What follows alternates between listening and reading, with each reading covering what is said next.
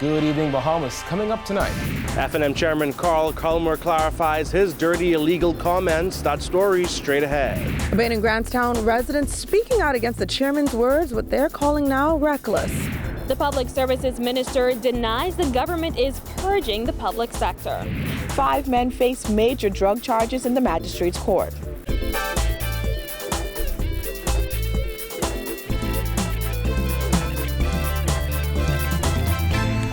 Is brought to you by Alive, the nation's newest and best LTE network. Good to be alive.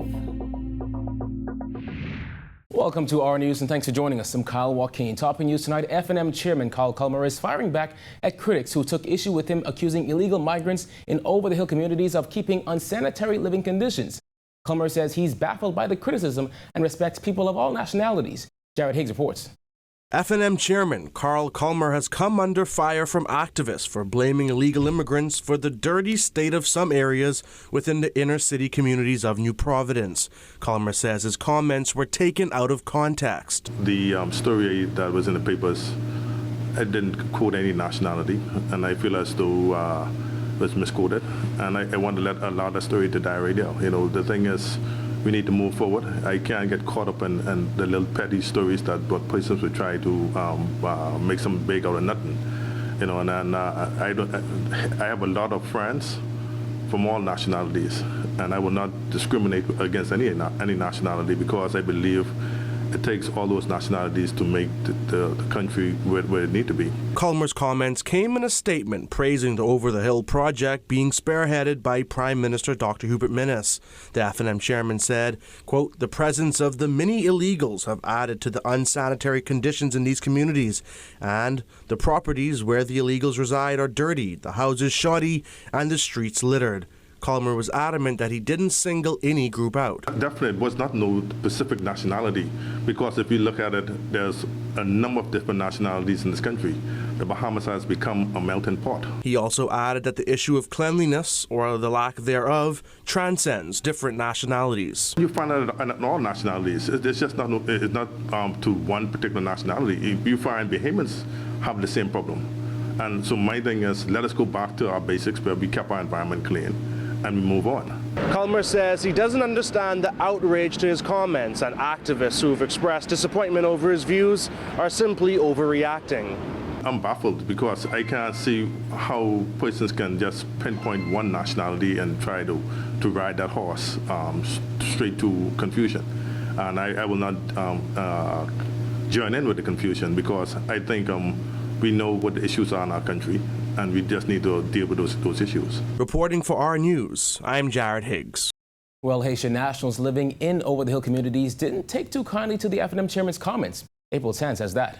Human rights activist Luby Georges is calling the chairman's words reckless, along with some of the Haitian residents of the Bain and Grantstown community. They're saying that trying to use the Haitian community as a scapegoat to the bigger issue is the last thing the chairman should be doing while in power. We need to go over there. We need to have a sit down, government to government, Marine Corps to Marine Corps, and figure this thing out. But to think that arresting, repatriating is the end-all, be-all, but that's not worked. It's never worked. Popular radio show host and activist Luby Georges says if the government is serious about dealing with the illegal migration problem in the Bahamas, officials need to do it the right way.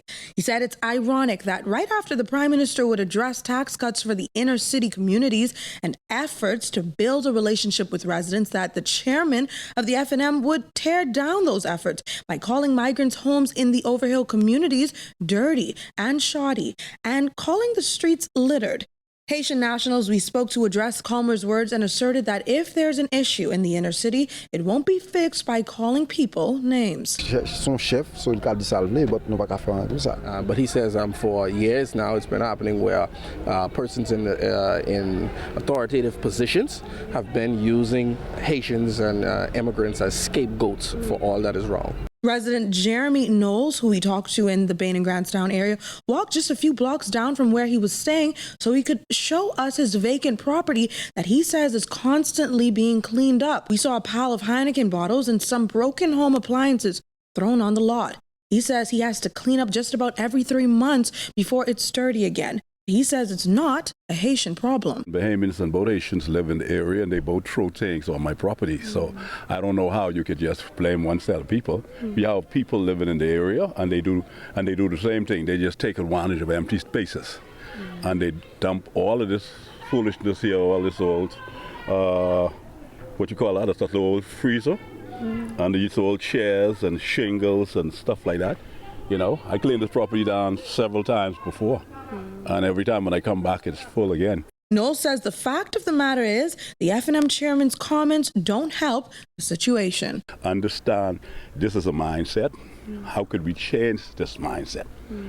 And that's the most important point we should be looking at right now. We shouldn't be just trying to blame someone. It's a bigger issue. Much bigger issue. And we could do better. Reporting for our news, I'm April Sands. The search continues for a plane that went down in waters off West End this morning and one of its passengers. Officer in charge of the West End Division in Grand Bahama, Superintendent Noel Curry, told our news that the police control room on that island received reports at 11:42 this morning that an aircraft had crash landed in waters off West End. He says a team was immediately dispatched to the area. With the assistance of West End residents and the United States Coast Guard, Curry says a lone survivor was found on board a seaplane that had landed in the water to assist her. He says the woman was transported to Ram Memorial Hospital where she's receiving medical attention. In the meantime, Superintendent Curry says officers are still trying to locate the plane and at least one other passenger. So far, he says they have not found any debris from that aircraft. Investigations continue. Well, despite being just 6 months away, there is still a long list of questions surrounding the planning for next year's Bahamas Junkanoo Carnival. With no word on how much the government will invest in the three-day festival, those with the biggest interest, the band owners, aren't waiting around and are moving forward. Next year will be the fourth go-around for Junkanoo Carnival. Last year's festival attendance was dismal, especially after a date change by the former administration because of the general election. Despite the millions spent, the report on last year's festival was never released. But being now just 6 months away, there are still questions that need answering. We spoke with Youth, Sports and Culture Minister Michael Pintard. We have no intention to spend remotely similar amounts of funds on Carnival as was spent over the last several years. We are in the midst right now of an audit. We are unclear on how much money has been spent in totality with respect to Carnival, and we are talking with the auditors.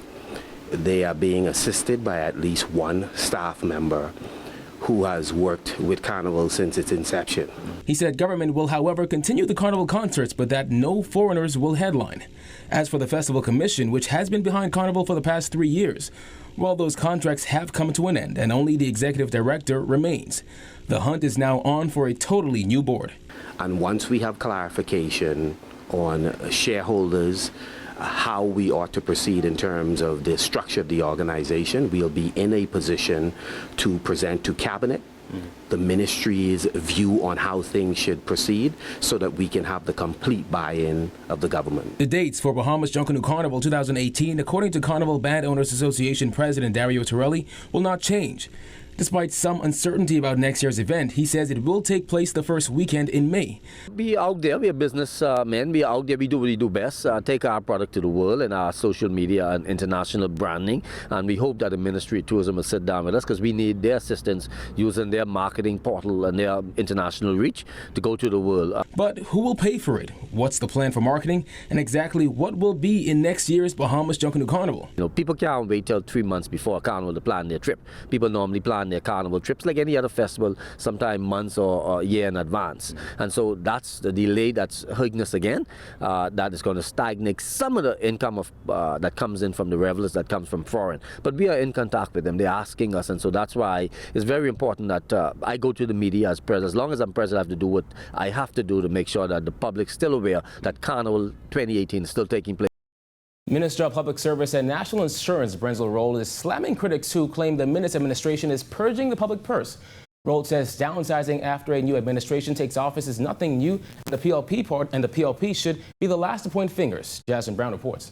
Roll says while it may appear to be a purge to some, the government is only disengaging workers whose contracts have expired. But what I do know in the public service is that persons who are on contract, if their contracts expired, then we considered making a determination as to whether we're going to re-engage them. But you got to also keep in context that when I came in as a Minister of Public Service, there were 3,000 persons who were just sent to work without contracts, without papers, without any single thing. And so if you want to say, and they're still working for the most part. And so we as a government, we have not taken any position, or certainly not the position, to purge the public service. Rawls' comments follow the termination of 30 contract workers in the Department of Inland Revenue last month. More recently, the gaming board disengaged 30 people throughout the month of November. 18 people were sent home in early November, and another dozen employees were terminated on November 27th. The National Health Insurance Secretariat has also sent home customer service representatives, while the Ministry of Tourism sent staff home on Grand Bahama and New Providence. All of this has not gone unnoticed. Progressive Liberal Party Chairman Fred Mitchell has said the Minister administration is chipping away at the labor force in the public service. Roll denied the assertion, saying the PLP has conducted similar exercises. Let me refer to what happened in 2012. There was 120 urban renewal workers employed by urban renewal in May. By June, they were all gone. Now, if you characterize that as purging, then certainly there's no ministry since we came to office that let go or determine the contracts of at least 100 workers. When asked how much money the government hopes to save by slimming down the public service, Roll adamantly insisted it is not about counting pennies. We don't look at it as savings. The government is interested in making sure the public service functions, and like I said, those persons who are functioning in the public service and doing the task that is being directed by the public service, more than likely they will remain in the public service. During the budget debate in June, Roll revealed that the government's payroll ballooned by $16.5 million in the last 5 months of the Christie administration's term. That's $6.4 million more than an initial assessment. Reporting for our News, I'm Jasmine Brown. When our news comes back from the break, 5 Haitian nationals arraigned on drug-related charges. Stay tuned.